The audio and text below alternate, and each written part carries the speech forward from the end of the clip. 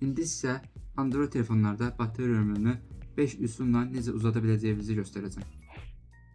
Birinci dəyişiklik üçün parametrlər daxil oluruq. Buradan bağlantılar, mobil şəbəkələr, şəbəkə rejimi. 5G-dədirsə bunu LTE çəkmək lazımdır. Çünki bizim ölkəmizdə hələ də 5G tam aktiv olmadığı üçün şəbəkə dayanmadan 5G-yə qoşulmağa çalışır və bu da əlavə bateriyanın sərfinə gətirib çıxardır. İkinci dəyişiklik üçün yenidən parametrlər daxil oluruq. Buradan display. Aşağıda ekran bitmə vaxtı. Əgər sizdə 2, 5, 10 dəqiqələrdədirsə, bunu ən çox 1 və yaxud 30, 15-ə saxlamaq daha məsləhətlidir. Amma ən standartı 30 saniyədə saxlamaq ekranın boş-boşuna əlavə açıq qalmasının qarşısını alır. Üçüncü dəyişiklik üçün yenidən parametrlər daxil oluruq. Buradan bildirişlər, proqram bildirişləri,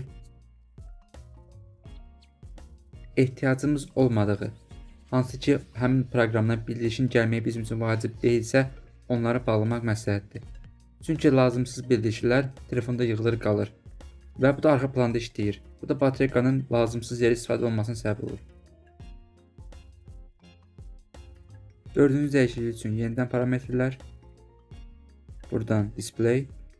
Əgər sizdə işıqlı rejimdədirsə, bunu tüm rejimə çevirmək daha məsləhətdir. Əgər ekranınız AMOLED displaydirsə, tünd modda, yəni dark modda olmağı arxada olan monitorun qara hissəsinin piksellərinin işləməməsinə gətirib çıxardır. Bu da bateriyanın ömrünü uzadır. 5-ci və son ayar. Yenidən parametrlər, display, hərəkət rahatlığı. Burada birinci rejim adaptiv rejimdə saxlasaz, ekran sürətli olacaq və 120 Hz tezliyində işləyəcək.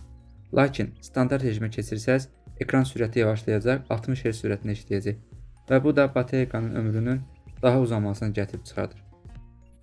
Dediklərim sənin üçün faydalı oldusa, kanalı izləmədə qal.